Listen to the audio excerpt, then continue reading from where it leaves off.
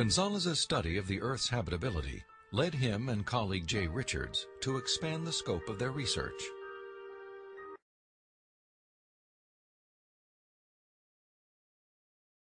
They began to examine how a life-sustaining planet like Earth may also give its human inhabitants access to the mysteries of the universe.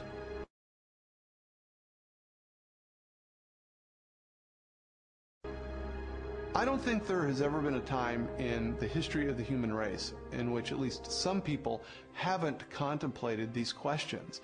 We ask, why can we see distant galaxies, millions of light years away in the universe? Why can we postulate what's going on inside atoms or inside black holes? Why are we able to discover things about the universe, to answer questions about its age?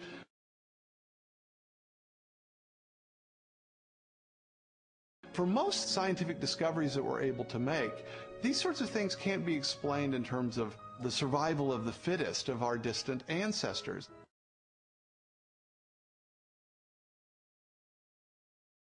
Not only our ability to do science, but the openness of the natural world to science just completely outstrips the sort of reductionist and Darwinian explanations that we're used to.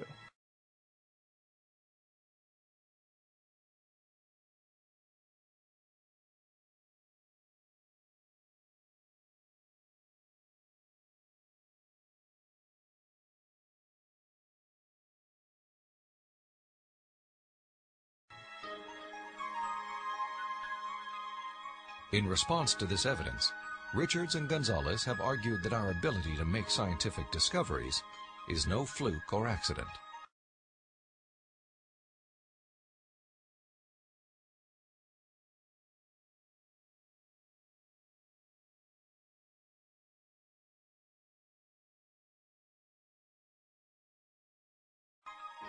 Instead, it points to an underlying purpose behind the universe.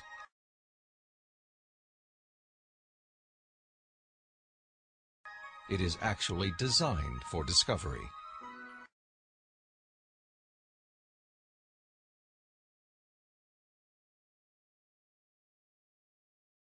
Guillermo Gonzalez and I spent several years pursuing a hypothesis that those rare things that life needs in a planetary environment, those things that make a planet habitable, also set up the best set of conditions overall for scientific discovery.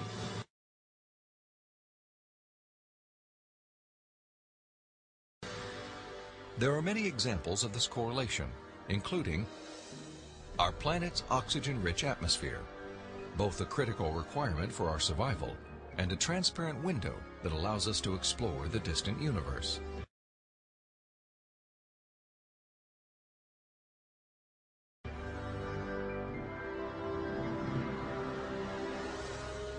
The Earth's precise distance from the Sun and the size of its moon and home star.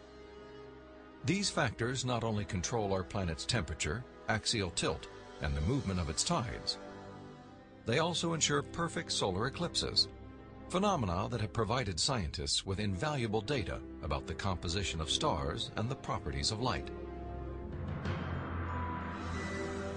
And our location in the Milky Way. The Earth is positioned between two spiral arms within a relatively small region where life is possible.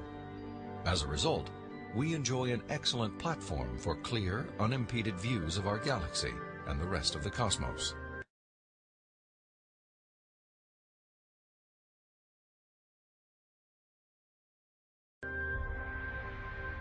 I think God intentionally created a habitat for us that allows us to see Him through the creation that He has left behind.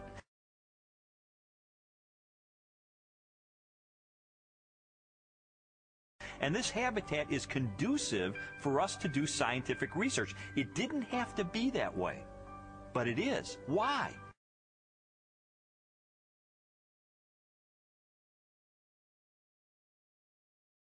Because I believe that by doing science, we find God.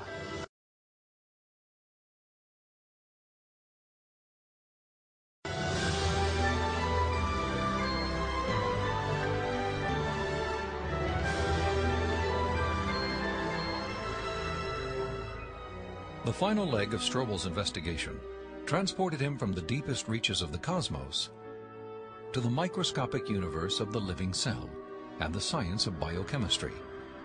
There he encountered more challenges to Darwinian evolution and new evidence of design.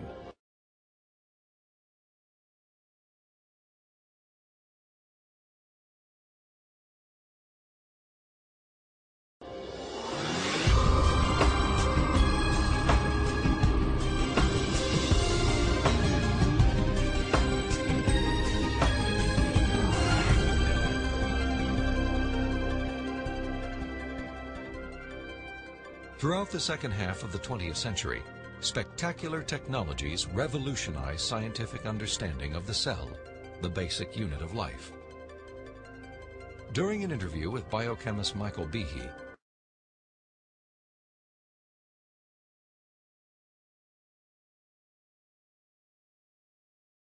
Strobel learned how this new knowledge has shaken the foundations of Darwin's theory.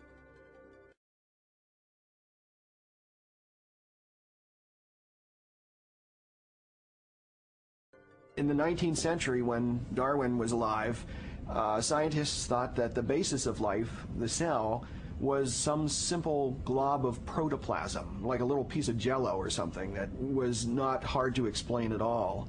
But with the hard work of science in the 20th century,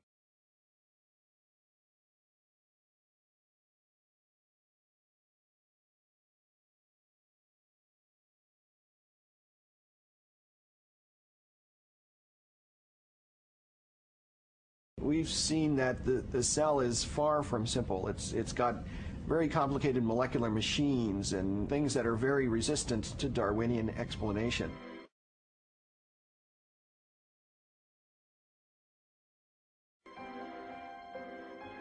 Michael Behe has devoted his career to the study of the design and operation of the cell.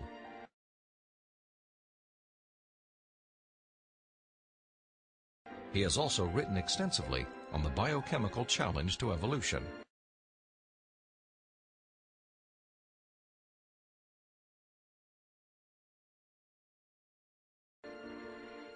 Most people have no idea of how small and complex cells are.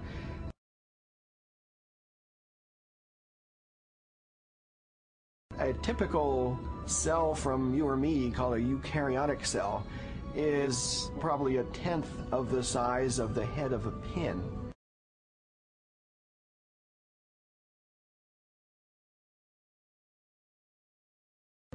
And yet, in that single cell, there are about 3 billion units of DNA.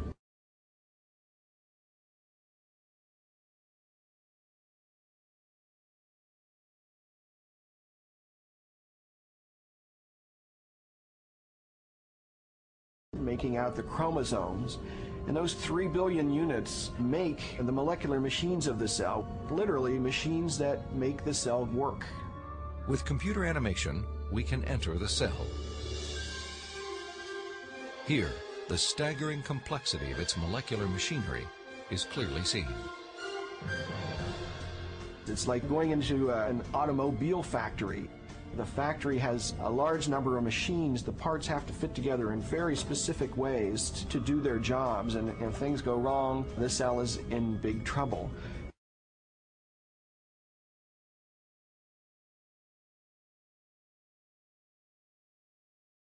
And just one cell is enormously complex, but humans, you and I, are made from trillions of cells, and those trillions of cells have to fit together in the right way and do their own job. Darwinism was a lot more plausible when we were thinking about globs of protoplasm than it is when we're thinking about molecular machines.